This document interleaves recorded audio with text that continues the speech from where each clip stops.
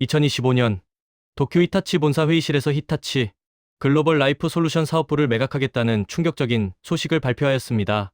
한때 전 세계 가전 시장을 장악했던 일본의 대기업이 가전 사업을 접는다고 선언한 것입니다. 히타치는 일본 가전의 3대장이었던 곳입니다. 더 놀라운 소식은 히타치의 가전 부문을 인수하겠다고 나선 기업 중 가장 유력한 곳이 바로 삼성전자라는 것입니다. 대부분의 사람들은 이렇게 생각합니다. 삼성전자가 뛰어난 기술력으로 일본을 압도했다고요. 언론들도 삼성의 기술 혁신이 일본을 앞섰다라고 보도했습니다. 증권가에서도 마찬가지였고요. 그런데 정말 그럴까요? 진실은 전혀 다릅니다. 여기엔 놀라운 반전이 숨어 있습니다. 오늘 이 영상에서는 삼성전자와 히타치 매각의 진실을 밝히겠습니다.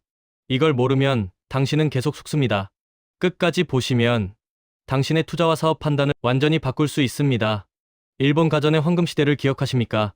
1980년대와 1990년대 소니, 파나소닉, 히타치, 도시바 이 네 기업이 전 세계 가전 시장을 완전히 지배했습니다. 2000년 기준으로 세계 100세 가전 시장 상위 10개 기업 중 7개가 일본 기업이었습니다. 압도적이었죠. 구체적 숫자로 보겠습니다. 1995년 일본 가전 기업들의 전 세계 시장 점유율을 보면 이렇습니다. 냉장고 시장에서 히타치 18%, 도시바 16%, 파나소닉 14%, 세 회사 합쳐서 48%였습니다. 거의 절반을 차지한 거죠. 에어컨 시장은 더욱 압도적이었습니다. 미쓰비시 22%, 다이킨 19%, 파나소닉 17%, 일본 기업들이 58%를 차지했습니다. 세탁기 시장에서도 히타치 21%, 도시바 19%, 파나소닉 16%로 총 56%였습니다. 그때 삼성전자는 어땠을까요? 냉장고 시장 점유율 3%, 에어컨 2%, 세탁기 4%. 일본 기업들에 비하면 세 발의 피 수준이었습니다. 전 세계 소비자들이 일본 제품을 최고라고 여겼거든요. 일본 제품은 세계 최고다. 이것은 2000년대 초반까지만 해도 상식이었습니다. 품질, 내구성, 디자인 모든 면에서 일본 가전이 압도적이었습니다. 일본 기업들 스스로도 자만했습니다.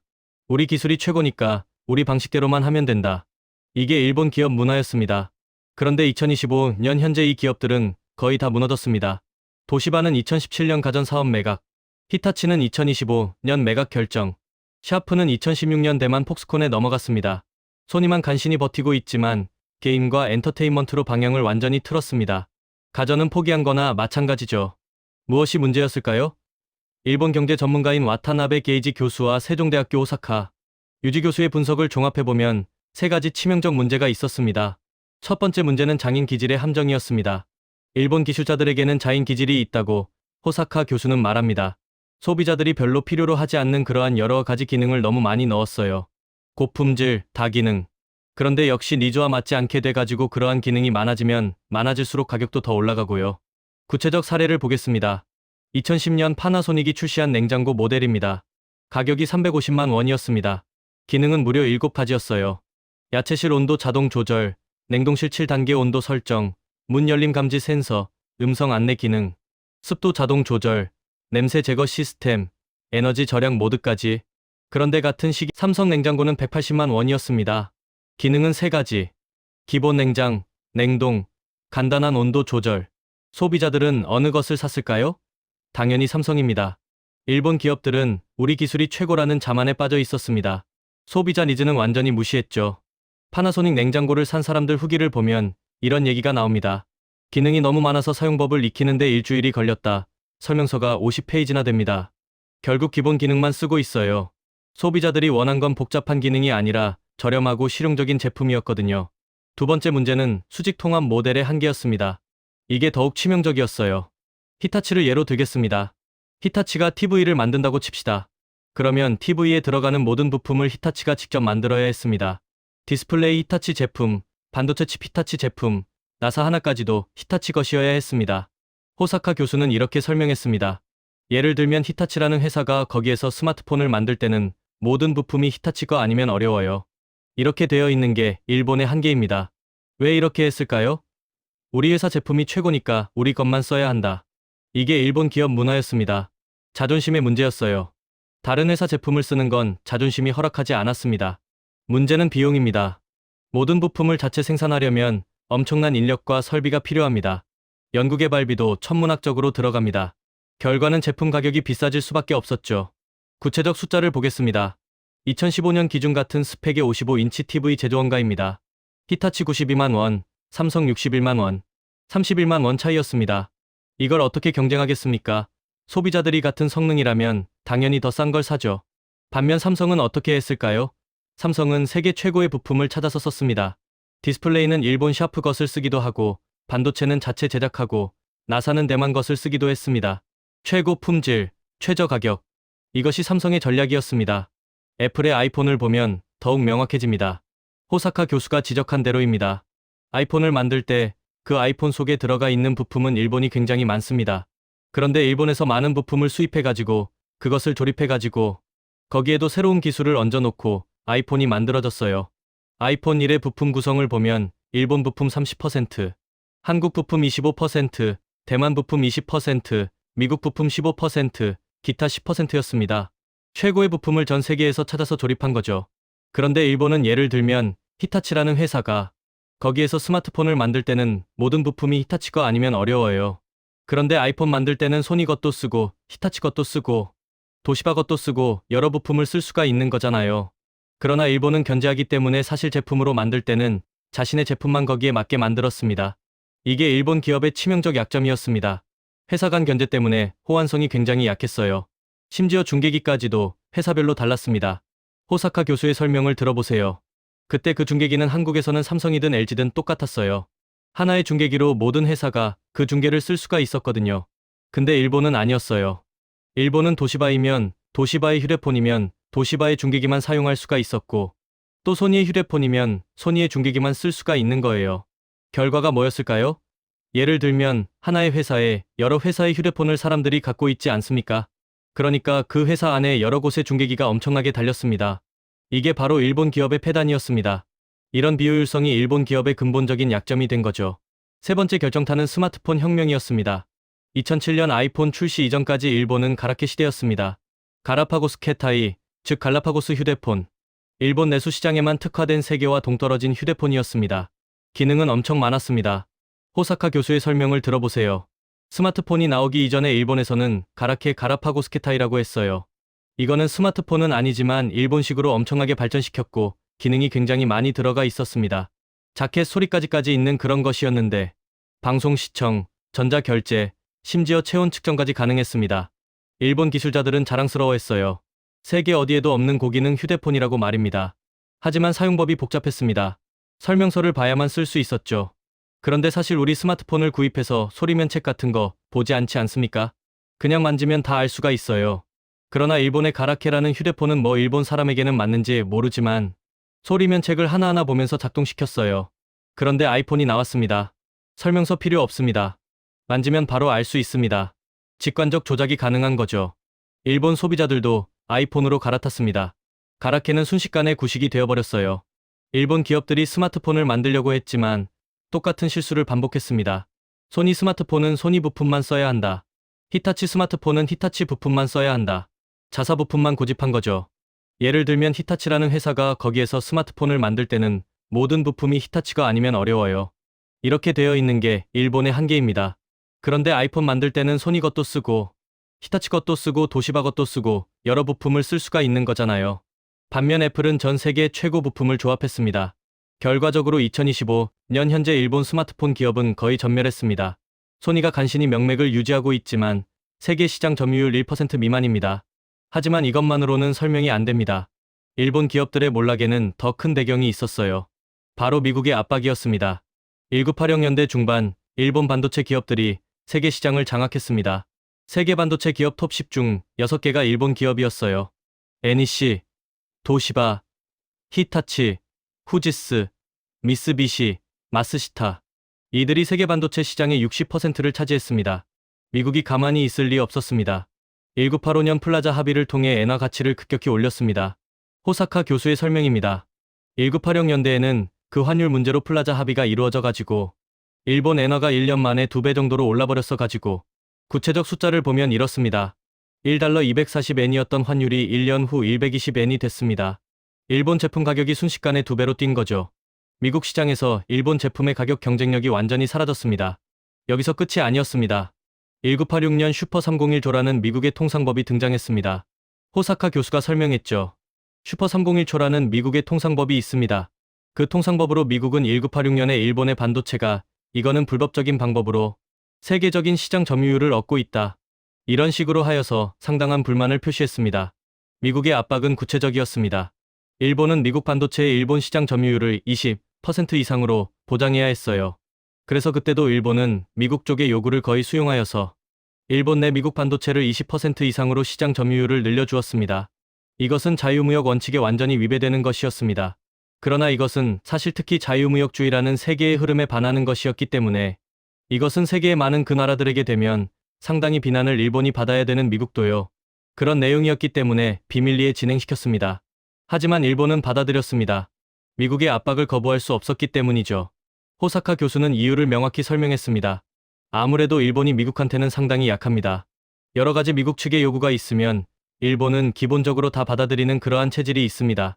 이는 아무래도 제2차 세계대전에서 미국을 비롯 연합국에게 끝까지 싸워서 패배했다라는 부분이 있어서 그래도 그 미국 덕분에 현재가 있다라는 그런 것이 있어서 자유주의 세계에서 미국하고 경쟁하는 것은 자유주의 세계를 약화시키는 결과가 되기 때문에 피해야 된다. 그 결과 일본 반도체 산업이 무너지기 시작했습니다. 그 빈자리를 한국이 차지했습니다.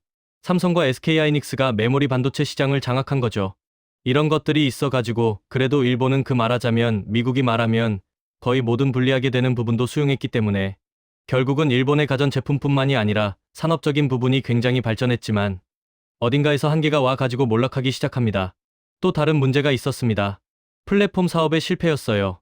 그리고 또 일본은 플랫폼 사업에 약합니다. 그런 부분이 이해가 안 됐죠. 그래서 현재는 미국의 플랫폼 사업의 거의 하청업체 입장에 머물고 있는 그런 일본 기업들이 많다라고 할 수가 있어가지고 구글, 애플, 아마존, 메타 같은 플랫폼 기업들이 세계를 지배하는 시대가 왔는데 일본은 여전히 하드웨어에만 매달렸습니다. 소프트웨어와 플랫폼의 중요성을 놓친 거죠. 그렇다면 소니는 어떻게 살아남았을까요? 호사카 교수의 분석이 흥미롭습니다. 소니는 아무래도 원래부터 국제 전략을 많이 사용했습니다. 원래 그 일본식 이름의 회사였는데 그것을 그 이미 1950년대의 소니라고 이름을 바꿔가지고 해외 진출을 그 목표로 삼은 것입니다. 소니의 전략은 달랐어요. 그렇게 하여서 소니는 그냥 그 가전제품뿐만이 아니라 굉장히 그 복합적인 기업체를 만들어요. 미국에도 엄청나게 많이 진출했고 또 미국의 여러 회사를 그 M&A로 구입하기도 했고요. 합병하기도 했죠. 세계화와 복합 기업체 만들기를 일찍부터 시작한 거죠. 가전제품뿐만이 아니라 영화 그리고 금융까지 하거든요. 이게 한국에서 말하면 그 재벌 기업이 여러 가지 사업부를 갖고 있잖아요. 그런 식으로 일본의 기업은 그런 기업이 많이 없습니다. 하나의 산업에 특화되어 있는 기업들이 많아요. 소니는 하나가 안 돼도 다른 부분에서 메우는 전체적인 기업 구조를 갖고 있었어요. 또 국제적인 전략을 굉장히 많이 세우기 때문에 국제시장에서 이게 팔리지 않으면 안 된다라고 생각하기 때문에 소비자의 니즈에 굉장히 민감합니다. 반면 다른 일본 회사들은 어땠을까요? 다른 일본의 회사는 소비자들의 니즈라기보다 특히 잠재적인 니즈를 알아야만이 그 다음에 어떤 산업을 발전시킬 수가 있잖아요. 그런데 일본의 많은 회사들은 현재 있는 산업 그대로에 만족하는 그런 데가 너무 많았다라고 판단하고 있어요. 이제 2025년 히타치 매각 상황으로 넘어가겠습니다. 히타치가 가전부문 매각을 결정한 이유는 명확합니다. 비비 사업에 집중하겠다는 전략이에요. 호사카 교수의 설명입니다. 히타치가 백색 가전을 그것을 매각하겠다. 이러한 방침을 세웠습니다. 히타치 전체는 아니고요. 히타치 글로벌 라이프 솔루션이라는 그러한 가전제품 부문입니다. 이것만 매각하겠다라고 이야기를 한 것입니다. 그런데 히타치의 그 부문은 적자는 아니거든요. 일단 흑자이기는 하지만 히타치가 하려고 하는 전체적인 기업의 목표에서 조금 이제 정리해야 된다라고 결정이 난 것입니다. 히타치의 본업이 뭐냐 하면 비비 사업입니다. 이유는 히타치라는 회사는 원래 B2B의 회사입니다. B2B는 비즈니스 투 비즈니스죠. 그러니까 일반 소비자라기보다 그 회사의 회사 안에 있는 여러 가지 그 시스템이라든가 이런 것을 개발하여서 회사의 시스템으로 납품하는 게 그 히타치의 기본이에요. 구체적 숫자를 보겠습니다. 히타치 글로벌 라이프 솔루션 연 매출은 약 1조 2천억 원입니다. 직원 수는 약 8,000명. 적자는 아닙니다. 연간 영업이익 약 800억 원 정도 나오고 있어요. 그런데 왜 파는 걸까요? 히타치 입장에서는 이 정도 이익으로는 부족하다는 판단입니다. 비비 사업은 영업이익률이 15에서 20%입니다. 가전은 5에서 7% 수준이죠. 히타치는 고수익 사업에 집중하고 싶은 겁니다. 실제로 히타치 산업용 시스템 부문은 영업이익률이 18%에 달합니다. 가전 부문의 3배가 넘는 수익성이에요. 회사 전체 자원을 고수익 사업에 몰빵하겠다는 전략입니다. 그래서 아무래도 가전제품은 일반 소비자용이기 때문에 이러한 B2B를 제대로 하려고 하면 그 부문은 조금 그 전문성에서 벗어나는 거잖아요. 그래서 그것을 매각해서 오히려 B2B에 완전히 특화된 그러한 기업으로 다시 한번 자신들의 회사 여러 가지 역시 어렵잖아요. 그 어려운 그러한 환경을 개선하려고 결심한 것입니다. 그렇다면 삼성은 왜 히타치를 사려고 할까요? 호사카 교수는 삼성의 속내를 정확히 파악하고 있었습니다. 그래서 히타치의 그 가전을 사겠다, 인수하겠다라는 데가 많이 나오기 시작했습니다. 삼성이 그렇고요.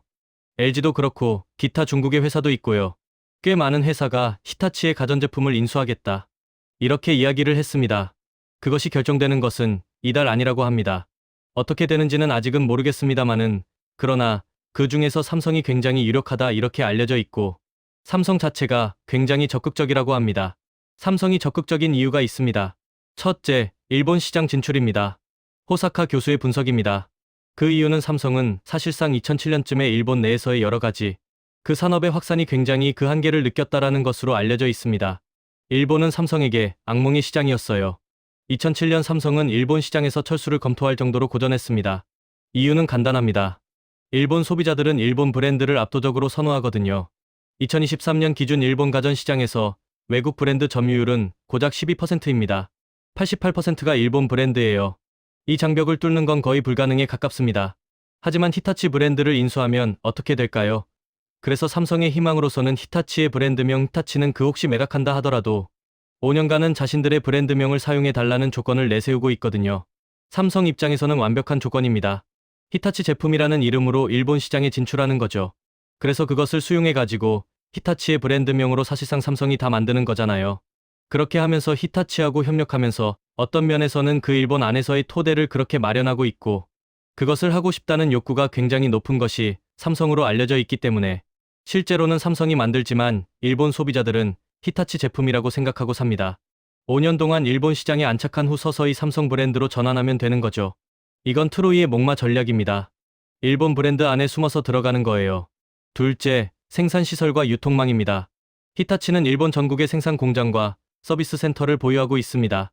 도쿄, 오사카, 나고야, 후쿠오카 등 주요 도시마다 거점이 있어요. 유통망도 촘촘하게 구축돼 있습니다. 일본 내 가전 판매점 8,000개 이상과 계약 관계를 맺고 있거든요. 삼성이 이걸 처음부터 구축하려면 천문학적인 비용과 시간이 필요합니다.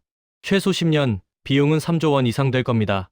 하지만 히타치를 인수하면 하루아침에 얻게 되는 거죠. 셋째, 기술과 특허입니다. 히타치는 114년 역사의 기업이에요. 축적된 특허가 엄청납니다. 특히 에너지 절약 기술, 압축기 기술은 세계 최고 수준입니다.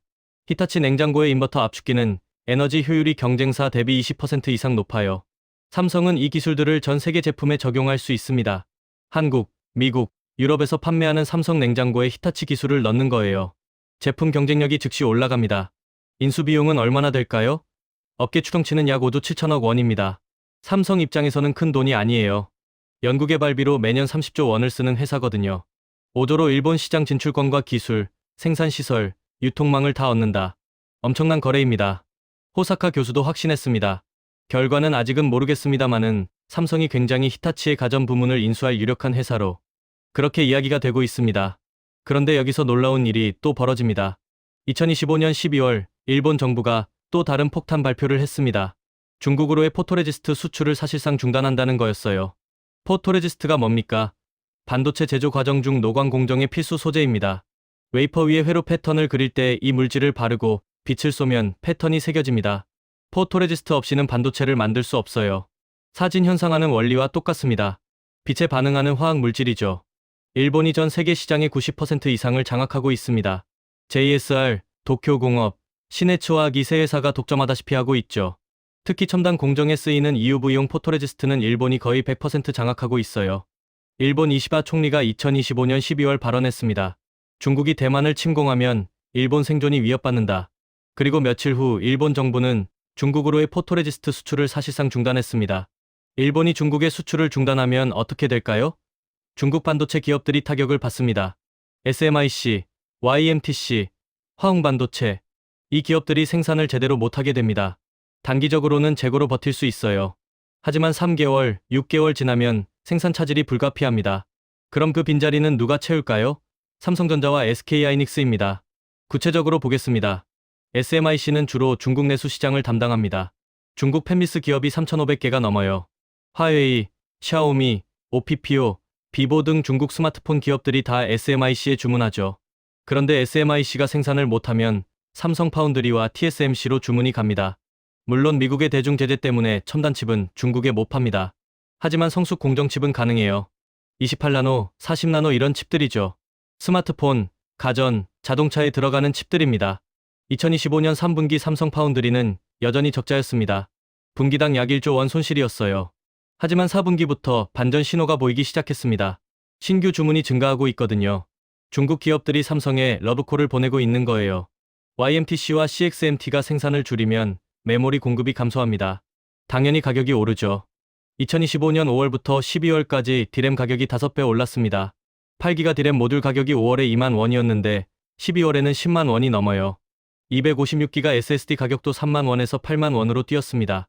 삼성전자와 SK하이닉스가 최대 수혜자인 거죠.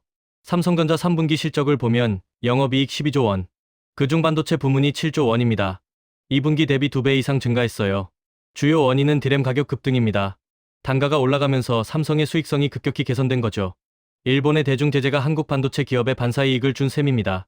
그런데 여기서 끝이 아닙니다. 더 놀라운 소식이 기다리고 있었어요. 2025년 10월 젠슨 황이 한국을 방문했습니다. 엔비디아 최고 경영자가 이재용 삼성 회장, 정의선 현대차 회장과 치킨을 먹으며 회동했거든요. 언론은 치킨 회동이라고 이름 붙였죠. 무슨 얘기를 했을까요? 첫째, HBM사 공급입니다. 현재 HBM3 시장은 SK하이닉스가 64% 점유율로 압도적 1위입니다. 마이크론 21%, 삼성 17%예요. 삼성은 HBM3 승인을 받지 못해 고전했어요. 엔비디아의 까다로운 품질 테스트를 통과하지 못한 거죠. 하지만 HBM4는 다릅니다. 삼성이 기술적으로 앞서 있거든요. 왜냐하면 삼성은 DLC 공정을 사용합니다. 하이닉스와 마이크론은 DLB를 써요. DLC가 약 10% 더 미세합니다. 같은 크기에 더 많은 회로를 넣을 수 있고 전력 소모도 줄어요. 구체적으로 보면 이렇습니다. 선폭이 10% 줄면 면적은 20% 줄어듭니다. 전력 소모는 30% 감소해요. 이게 엄청난 차이입니다. AI 칩은 발열이 심각한 문제거든요. 삼성 파운드리에서 만든 로직 다이를 사용할 수 있다는 것도 장점입니다. HBM는 12단 메모리 아래에 로직 다이가 들어갑니다. 이게 빠를수록 전체 성능이 좋아져요. 로직 다이는 메모리와 GPU 사이에서 데이터를 중개하는 역할을 합니다. 교통경찰 같은 거죠.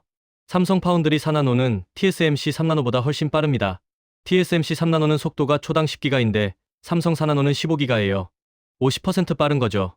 종합하면 삼성 HBM4가 하이닉스 HBM4보다 성능이 좋을 가능성이 큽니다. 물론 성능만으로 승부가 나는 건 아니에요. 수율이 핵심입니다. 하지만 기술 잠재력은 삼성에 있습니다. 엔비디아 입장에서는 어떨까요? 현재 SK하이닉스 독점 체제입니다. 가격 협상력이 하이닉스에 있어요. HBM3 가격이 개당 $700, 약 100만 원입니다. HBM4는 50% 더 비쌀 예정이에요. 개당 150만 원이 넘는다는 얘기입니다. 엔비디아 H100 GPU 한 대에 HBM이 8개 들어갑니다. HBM4로 바꾸면 GPU 한 대당 메모리 비용만 1200만 원이에요. 엔비디아는 가격을 낮추고 싶어 하죠. 그러려면 공급업체를 다변화해야 합니다. 삼성이 HBM4를 공급할 수 있다면 엔비디아는 두 팔 벌려 환영할 겁니다. 가격 협상 카드가 생기니까요. 둘째, 테슬라 AI 칩 위탁 생산입니다. 테슬라는 AIO 칩을 삼성 파운드리에 맡기기로 했어요. 왜 TSMC가 아니라 삼성일까요? 가격입니다. 삼성이 TSMC보다 30% 쌉니다. 같은 칩을 TSMC에 맡기면 개당 $100, 삼성에 맡기면 $70예요. 테슬라는 연간 수백만 대를 생산합니다. 칩 비용 절감이 엄청난 금액이거든요. 자동화도 중요한 요인입니다. 테슬라는 자동차 생산의 95%를 자동화했습니다. 삼성 파운드리도 자동화로 수율을 높이려 하고 있어요. 박영호 연구원의 분석입니다. 삼성이 TSMC 방식으로는 못 따라갑니다. 장인 정신, 숙련도 이런 거 한국 문화와 안 맞아요. 대신 자동화입니다. 테슬라 협력이 핵심입니다. 관계도 중요해요. 일론 머스크는 TSMC의 경직된 시스템을 싫어합니다. 순서 지키고 규정대로만 하는 거 싫어해요. 삼성은 유연합니다. 테슬라와 맞춤형 협력이 가능하죠. 이거 급하니까 먼저 해주세요. 네, 해드리겠습니다. 이런 식의 협력이 가능한 게 삼성입니다. 이 모든 게 2025년 하반기에 동시에 터졌습니다. 얼떨결에 아닙니다. 삼성은 10년 넘게 준비해 왔어요. HBM 기술 개발, 파운드리 투자, 일본 시장 연구. 기회는 준비된 자에게 옵니다. 삼성은 준비돼 있었거든요. 그래서 기회가 왔을 때 잡을 수 있었던 겁니다. 하지만 마냥 낙관할 수만은 없습니다. 삼성이 넘어야 할 산이 3개 있어요. 과제 1. HBM사 양산 성공해야 합니다. 기술적으로 앞서 있다고 해서 무조건 성공하는 건 아니에요. 핵심은 수율입니다. 반도체 제조에서 수율이란 생산한 칩 중 정상 작동하는 비율이에요. 수율 70%면 100개 만들어서 70개가 정상, 30개는 불량품입니다. 삼성의 고질적 문제가 바로 수율이에요. 메모리는 그나마 괜찮습니다. 단일 디램 수율은 90% 이상 나와요. 하지만 HBM은 패키징이 어렵습니다. 12개 칩을 수직으로 쌓아야 하거든요. 삼성 HBM3 수율이 50에서 70% 수준이라는 얘기가 있어요. HBM4는 더 어렵습니다. 엔비디아가 요구하는 스펙이 엄청나게 높거든요. 삼성이 2025년 상반기까지 수율 80% 이상을 달성할 수 있느냐? 이게 가장 중요한 변수입니다. 과제 2. 파운드리 수율 개선도 필요합니다. 삼성 파운드리는 2023년 -10조 원 손실을 기록했어요. 2025년도 여전히 분기당 1조 원씩 손실입니다. 이유는 수율이 낮기 때문이에요. TSMC는 신공정 수율 90% 이상을 달성한 후에야 양산합니다. 삼성은 70%만 돼도 양산을 시작해요. 일단 빨리 시장에 내놓고 보자는 전략이죠. 문제는 수율 70%로는 돈을 못 번다는 겁니다. 원가가 판매가보다 높아요. 팔수록 손해입니다. 삼성 사나노 공정이 2025년 하반기에 양산을 시작했습니다. 테슬라 AIO 칩이 여기서 나와요. 수율이 얼마나 나올까요? 업계 추정치는 60에서 70%예요. 이걸 90%까지 올려야 흑자를 낼 수 있습니다. 2027년까지 파운드리 흑자 전환이 목표입니다. 가능할까요? 쉽지 않아요. 과제 3. 일본 시장에서의 안착입니다. 히타치를 인수한다 해도 일본 시장은 여전히 어려워요. 일본 소비자들의 자국 브랜드 선호도는 세계 최고 수준입니다. 5년 동안 히타치 브랜드를 쓴다 해도 언젠가는 삼성 브랜드로 전환해야 하죠. 그때 일본 소비자들이 받아들일까요? 2007년 삼성이 일본 시장에서 고전한 이유가 바로 이겁니다. 삼성, 한국 기업, 일본 제품이 더 좋아. 이런 인식을 바꾸는 건 10년, 20년 걸리는 일이에요. 삼성이 히타치 인수로 일본 시장에 발판을 마련할 수는 있습니다. 하지만 진짜 안착까지는 험난한 여정이 기다리고 있어요. 그렇다면 삼성은 어떻게 해야 할까요? 삼성이 지금 당장 해야 할 일은 딱 하나입니다. 수율을 올리는 것. HBM사는 2025년 2분기까지 수율 80% 이상, 파운드리 사나노는 2026년까지 수율 90% 이상. 이 두 가지를 달성하지 못하면 모든 기회가 물거품입니다. 어떻게 수율을 올릴까요? 박영우 연구원의 분석입니다. TSMC와 다른 방식을 택해야 합니다. TSMC는 숙련도로 수율을 올려요. 장인들이 설비를 관리하죠. 삼성은 그 방식으로는 TSMC를 못 따라갑니다. 대신 자동화입니다. 테슬라가 자동차 생산을 자동화했듯이 삼성도 반도체 생산을 자동화해야 해요. 테슬라와의 협력이 여기서 빛을 발합니다. 테슬라의 자동화 노하우를 배워서 삼성 파운드리에 적용하는 거죠. 사람이 하던 일을 로봇과 AI가 대신합니다. 수율이 올라가고 비용이 줄어들어요. 이게 가능하다면 삼성은 TSMC와 다른 방식으로 경쟁할 수 있습니다. 2025년, 2026년은 메모리 슈퍼사이클입니다. AI 데이터 센터가 전 세계적으로 증설되고 있어요. 디램과 낸드 수요가 폭증합니다. 여기에 중국 기업들이 생산을 제대로 못하고 있어요. 공급은 줄고 수요는 늡니다. 가격이 오를 수밖에 없어요. 삼성전자는 2025년 상반기에 역대 최대 실적을 기록할 가능성이 큽니다. 영업이익 분기당 15조 원 이상도 가능해요. 이 돈을 어디에 쓸까요? 첫째, HBM 증설. 둘째, 파운드리 개선. 셋째, 차세대 기술 개발. 슈퍼사이클로 번 돈을 미래에 투자하는 겁니다. 히타치 인수는 단기 수익을 노린 게 아니에요. 10년, 20년 내다보는 장기 전략입니다. 5년간 히타치 브랜드로 신뢰를 쌓습니다. 그 후 서서히 삼성 브랜드를 드러내요. 히타치 바이 삼성, 이런 식으로요. 10년 후에는 완전히 삼성 브랜드로 전환합니다. 일본 소비자들이 그때쯤이면 삼성을 받아들일 수 있을 겁니다. 왜냐하면 10년간 삼성이 만든 제품을 히타치라는 이름으로 써왔으니까요. 히타치 제품 좋았는데 사실 삼성이 만든 거였네. 그럼 삼성도 괜찮네. 이런 인식 전환을 노리는 거죠. 2030년 삼성전자는 어떤 모습일까요? 낙관적으로 본다면 이렇습니다. HBM사가 성공하면서 HBM 시장 점유율 40%를 달성합니다. SK하이닉스와 양강 체제를 구축하는 거죠. 파운드리는 흑자로 전환하면서 TSMC 다음가는 2등 파운드리로 안착합니다.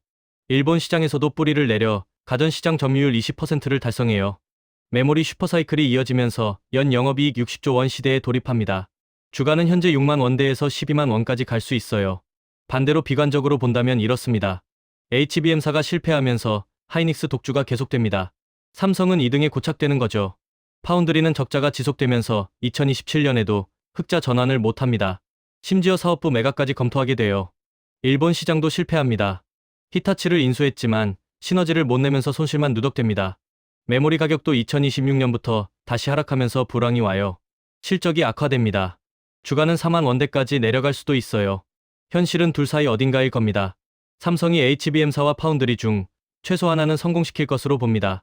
일본 시장은 시간이 걸리겠지만 장기적으로는 안착할 가능성이 커요. 종합하면 2030년 삼성전자는 지금보다 확실히 나은 모습일 것입니다. 다시 한번 정리하겠습니다. 2025년 하반기 삼성전자에게 세 가지 기회가 동시에 왔습니다. 첫째, 히타치 가전 부문 인수 기회. 일본 시장 진출의 발판입니다. 114년 역사의 히타치 브랜드를 5년간 사용할 수 있어요. 일본 전국 생산시설과 유통망, 그리고 축적된 기술과 특허까지 한 번에 얻습니다. 인수비용 5조 7천억 원은 삼성에게 큰 부담이 아니에요. 둘째, 일본의 대중반도체 제재. 중국 기업들이 무너지고 삼성이 그 빈자리를 채웁니다. 포토레지스트 공급 중단으로 SMIC, YMTC, CXMT가 생산 차질을 겪고 있어요. 그 결과 메모리 가격이 급등했습니다. 디램 모듈이 5개월 만에 5배 올랐어요. 셋째, 엔비디아와의 협력 강화. HBM사 공급과 파운드리 수주. 젠슨 황과의 치킨 회동에서 구체적 협력 방안이 논의됐습니다. 삼성의 DLC 공정과 4나노 파운드리 기술이 경쟁 우위를 제공해요. 얼떨결에 대박처럼 보입니다. 하지만 우연이 아니에요. 삼성은 지난 10년간 HBM 기술을 개발해 왔습니다. 파운드리에 천문학적 투자를 해왔어요. 일본 시장을 연구해 왔습니다. 기회는 준비된 자에게만 옵니다. 삼성은 준비돼 있었거든요. 그래서 기회가 왔을 때 잡을 수 있었던 겁니다. 하지만 앞으로가 더 중요해요. 기회를 잡는 것과 기회를 현실로 만드는 것은 다릅니다. HBM사 수율 80% 달성, 파운드리 흑자 전환, 일본 시장 안착. 이 세 가지를 모두 성공시켜야 진짜 대박입니다. 하나라도 실패하면 기회는 왔는데 놓쳤다는 평가를 받을 거예요. 역사를 돌아보면 일본 기업들이 그랬습니다. 1980년대 일본 기업들에게도 엄청난 기회가 있었어요. 세계 최고의 기술력, 풍부한 자본, 충성도 높은 소비자. 하지만 자만했습니다. 변화를 거부했어요. 소비자 니즈를 무시했습니다. 결과는 2025년 현재 일본 가전 기업들은 거의 다 무너졌습니다. 히타치마저 가전 사업을 포기하고 매각하는 상황이 됐어요. 삼성은 일본의 전철을 밟지 말아야 합니다. 겸손해야 해요. 변화에 민감해야 합니다. 소비자 목소리에 귀 기울여야 해요. 그리고 무엇보다 실행력입니다. 계획만 세우고 실행 못하면 아무 소용없거든요. 2025년부터 2027년까지 3년. 이 3년이 삼성의 미래를 결정할 것입니다. 투자자 여러분, 지금은 기회의 시기입니다. 하지만 동시에 위험의 시기이기도 해요. 삼성전자를 믿고 투자하되 냉정하게 지켜봐야 합니다. HBM사 양산 뉴스, 파운드리 수율 개선 뉴스, 히타치 인수 최종 결정 뉴스. 이 뉴스들을 주의 깊게 모니터링 하십시오. 좋은 뉴스가 나오면 추가 매수, 나쁜 뉴스가 나오면 손절도 고려해야 해요. 특히 주목해야 할 지표들이 있습니다. 삼성 HBM사 수율이 70%를 넘는 순간, 이건 매수 신호예요. 엔비디아 승인 가능성이 높아지거든요. 반대로 수율이 50% 아래로 떨어지면 위험 신호입니다. 파운드리는 고객사 발표를 주목하세요. 테슬라 외에 다른 대형 고객이 추가되면 긍정적이에요. 애플, 퀄컴 같은 기업이 삼성을 선택한다면 게임 체인저가 될 수 있습니다. 히타치 인수는 일본 정부 승인이 관건이에요. 일본이 한국 기업의 인수를 허용할지 지켜봐야 합니다. 정치적 변수가 클 수 있거든요. 메모리 가격 동향도 중요합니다. 현재 슈퍼사이클이지만 영원하지는 않아요. 중국 기업들이 대체 공급망을 확보하면 가격이 다시 내려갈 수 있습니다. 통상 메모리 슈퍼사이클은 2년에서 3년 지속돼요. 그래도 삼성의 기본기는 탄탄합니다. 메모리 반도체 세계 1위, 스마트폰 세계 1위, 반도체 장비 투자 세계 1위. 이런 기반 위에서 새로운 기회를 잡으려 하고 있어요. 중요한 건 타이밍입니다. AI 혁명이 지금 시작되고 있어요. HBM, GPU, AI 칩 수요가 폭증하고 있습니다. 이 파도를 타느냐, 놓치느냐가 향후 10년을 결정할 거예요. 삼성이 이 파도를 성공적으로 탄다면 2030년대에는 글로벌 AI 생태계의 핵심 기업이 될 수 있습니다. TSMC, 엔비디아와 어깨를 나란히 하는 기업이 되는 거죠. 하지만 실패한다면 여전히 메모리 강자이긴 하겠지만 차세대 성장 동력을 놓치게 됩니다. 그럼 주가도 현재 수준에서 머물 가능성이 커요. 마지막으로 한 가지만 더 말씀드리겠습니다. 이 영상을 보고 계신 여러분은 이미 남들보다 앞서 있습니다. 대부분의 사람들은 히타치 매각 뉴스가 무슨 의미인지 몰라요. 일본의 대중 제재가 삼성에 어떤 영향을 주는지 모릅니다. 엔비디아와 삼성의 협력이 왜 중요한지 모르고요. 하지만 여러분은 이제 알았습니다. 이 지식을 무기로 삼으십시오. 현명한 투자 결정을 내리세요. 10년 후 여러분은 오늘을 돌아보며 그때 제대로 판단했구나라고 생각할 겁니다. 준비하는 자만이 기회를 잡습니다. 여러분 모두 그 준비된 자가 되기를 바랍니다. 히타치의 몰락은 일본 제조업 전체의 상징입니다. 세계 최고였던 기업이 스스로의 한계를 인정하고 핵심 사업을 포기하는 순간이에요. 반면 삼성의 기회는 한국 기업의 가능성을 보여줍니다. 과거 우리는 일본을 따라가는 입장이었어요. 기술을 배우고, 모방하고, 개선하는 것이 전부였습니다.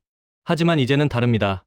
우리가 기회를 만들고, 우리가 시장을 선도하고, 우리가 표준을 만드는 시대가 왔어요. 물론 쉬운 길은 아닙니다. 글로벌 경쟁은 더욱 치열해지고 있어요. 중국의 추격도 거세고, 미국의 견제도 계속될 겁니다. 하지만 위기를 기회로 바꾸는 능력, 이것이 바로 한국 기업의 강점이에요. 삼성이 이번 기회를 성공적으로 활용한다면 그것은 단순히 한 기업의 성공이 아닙니다. 한국 경제 전체의 새로운 도약점이 될 수 있어요. 반도체, AI, 로봇, 자동화 기술에서 세계를 선도하는 국가로 발돋움하는 계기가 될 수 있습니다. 여러분이 오늘 이 영상을 통해 얻은 통찰이 단순한 정보에 그치지 않기를 바랍니다. 변화하는 세상을 읽는 안목으로 미래를 준비하는 지혜로 발전하기를 바라요. 기회는 준비된 자에게 옵니다. 하지만 준비는 하루아침에 되지 않아요. 꾸준한 학습과 냉철한 분석, 그리고 적절한 시기에 과감한 결단. 이 모든 것이 어우러져야 진정한 성공을 만들 수 있습니다. 삼성의 앞날이 어떻게 될지, 히타치 인수가 성공할지, HBM사가 시장을 장악할지, 이 모든 것은 앞으로 펼쳐질 이야기입니다. 하지만 분명한 것은 지금이 역사적 전환점이라는 거예요. 여러분도 이 역사의 목격자가 되고 더 나아가 참여자가 되기를 바랍니다. 현명한 투자로, 깊은 통찰로, 멀리 보는 안목으로 말입니다. 오늘 이 영상이 여러분의 미래에 작은 도움이라도 되었다면 그것만으로도 충분히 의미가 있을 것입니다. 준비된 자만이 기회를 잡는다는 진리를 항상 기억하시고 여러분 모두 성공하시기를 진심으로 바랍니다. 끝으로 투자 시 주의사항을 다시 한번 강조하겠습니다. 삼성전자는 분명 좋은 기회를 맞고 있지만 모든 투자에는 위험이 따릅니다. 특히 반도체 업계는 변동성이 극심한 산업이에요. HBM사 개발이 예상보다 지연될 수 있고 파운드리 수율 개선이 계획대로 안 될 수도 있습니다. 일본 정부가 히타치 인수를 불허할 가능성도 있어요. 중국이 포토레지스트 대체제를 빨리 개발할 수도 있고요. 이런 리스크들을 충분히 고려해서 투자 결정을 내리시기 바랍니다. 무리한 투자는 금물이에요. 분산 투자를 통해 리스크를 관리하시고 본인의 투자 성향에 맞는 비중으로 접근하십시오. 그래도 장기적 관점에서 보면 삼성전자의 전망은 밝습니다. AI 혁명은 이제 시작이고 반도체 수요는 계속 증가할 거예요. 준비된 기업, 기술력 있는 기업이 최종 승자가 될 것입니다. 여러분이 현명한 투자자가 되어 이 큰 흐름의 수혜를 받기를 진심으로 바랍니다. 감사합니다.